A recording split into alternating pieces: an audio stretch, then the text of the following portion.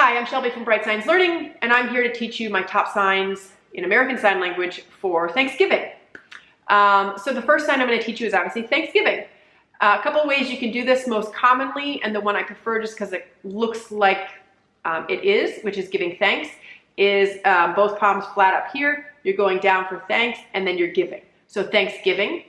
I have also seen it two other ways. One is you're sort of with 3 fingers up. You're going to clamp down at your chest for Thanksgiving. And I've also seen it with the G-shaped hand here like turkey and bringing that down to your chest for Thanksgiving. Again, the one that I've seen most widely is Thanksgiving. On Thanksgiving, I sort of just mentioned turkey. Obviously, the food that most commonly is eaten on Thanksgiving. That's going to be the G-shaped hand, thumb, and index down by your chin and giving it a little waddle or a wiggle like those things that turkeys have. So that's turkey. At Thanksgiving, we're eating a lot of turkey. So eat would be crunching up those fingers and just tapping it at your mouth. Now that's normal eating. On Thanksgiving, I think many of us go outside what would be considered the normal range of normal eating, and we are just chowing down. We are going for it. We are feasting. And that would be really just stuffing your face, or sort of that eat sign, but over and over and over and over and over, like over the top. So that would be feasting, eating, chowing down. And when you do that, when you feast and chow down, there's obviously the aftermath, which is feeling completely, totally stuffed and full. And so there is a sign that means physically being stuffed or full. And it's a great sign because it's just like you feel. And that is all the food, you're stuffed up to here with food. And keep in mind, you want to puff out those cheeks and really show that you are just stuffed and full. So it's this. Okay, so that's full or stuffed. Some of the foods that you might be stuffing yourself with, I mentioned turkey. Pie would also be one. That's a flat hand. You're going to be cutting this way, and the triangle slice for a pie. Potatoes are a big one. So here's your potato. Whatever those little dots or eyes on a potato, you're going to take it and you're going to kind of mark those dots. Potato. Beans. Green beans. Beans, you're really just going to finger spell beans. You can do green beans to specify if you like. That's food covered. Another thing that's happening on Thanksgiving is people are gathering. That's one of my favorite parts of Thanksgiving, people getting together and gathering. 2 ways you can do that. One is we're kind of a group here and we're going to gather together, so gather. Another one, which I really love, it's one of my favorite signs, means to assemble, come together, to gather. And the reason I love it, I just imagine people coming like over the hills and running to be together because it looks like this. You're just gathering from all around to be together. Gather.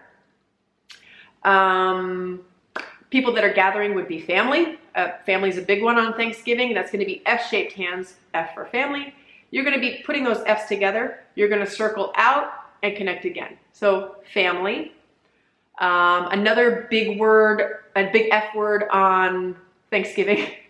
Hopefully it's not a bad F word if you're not having a good Thanksgiving. It's a good F word on Thanksgiving, and it's football. So football is going to be this team versus this team, and they're just attacking for the ball, and so you're going to double bump on that. Football. I'm always cooking. Someone's cooking on Thanksgiving. I'll be cooking.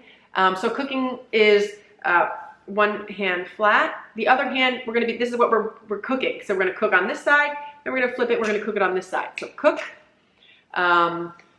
When I'm cooking in the morning, I always have the parade on, mostly because I'm just waiting for that moment that Santa Claus comes, and everyone laughs at me because most times I do get a little teary because he's just so happy, and it's his first sighting of the season. It's very emotional and exciting. So the sign for parade is, did I say parade? I don't even know if I said. I was getting so excited. But I watch the parade and when Santa comes. And so the sign for parade is just like you think it should look. These people are all walking in the parade, and of course they have a row of people behind them, and they're shuffling along in the parade. I would be remiss not to mention the Pilgrims and the Native Americans, because they were the ones that came together in sharing of a feast, which is what we're all celebrating. So Pilgrim is more of an English sign. So at the beginning I said this is American Sign Language, that is true, but I am letting you know that most times if you're really doing hardcore ASL, you really would be finger spelling Pilgrim. But I have seen a number of ASL signers use this sign for Pilgrim. So that's going to be a peace sign, which is both fingers down. That middle finger is going to be on the thumb's going to be on the middle finger. And you're tracing the white bib that pilgrims use. So Pilgrim, I've also seen it done this way, Pilgrim. It's just with that bib. So either way is fine.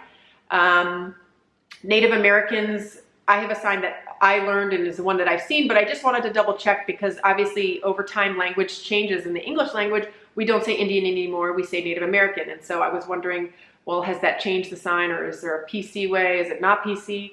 And my understanding is the sign that I originally learned in the original sign for Indians, Native American, it's the same, and it's acceptable, and it's not frowned upon as is saying the word or calling someone an Indian. How now we say Native American. The sign doesn't seem to fall into those same offenses. So it's a fine sign, and most commonly used is an F-shaped hand. And I think of feather because of those beautiful headdresses. And it starts here at your cheek and you're bringing it back for Native American. I have seen a variation where the placement of the second, it starts here, but the placement can change. I've seen it in the front, I've seen it in the back. Most commonly, I have seen it just up to the side for Native American. The last sign that I came up with is turkey trot. That seems to be something that I feel like has gotten more and more popular over the last several years. My husband is the turkey trotter in our family. I have been able to, I've done turkey trots in my past, but I've gotten out of it saying, no, you go ahead, you run, I'll watch the children, it's okay. So I have just been more of a cheerer of turkey trots. And so that would be basically a turkey race, right? Or turkey run. So there's two ways you can do it. I would do turkey and then run would be index finger around that thumb, and the other index finger is inching forward. That's run. So it'd be a turkey run or a turkey trot. Or you could do, depending on how competitive you are, you could do a turkey competition. I don't like that one as well.